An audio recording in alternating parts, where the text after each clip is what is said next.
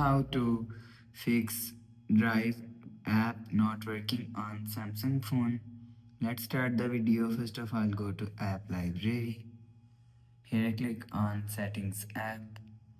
Now in setting, scroll down and click on apps. After click on apps, scroll down and search Drive app from here. You will see Drive app is here. If you want to fix Drive app not working problem, so click on storage and click on clear cache. After click on clear cache, click on clear data. After the process, you will see your problem is solved. So if it's still not solved, so reinstall Drive app. After install, your problem is solved. After the process, go back to home screen. So that's how you can fix Drive app not working on Samsung phone. If you like the video, please subscribe. Thanks for watching.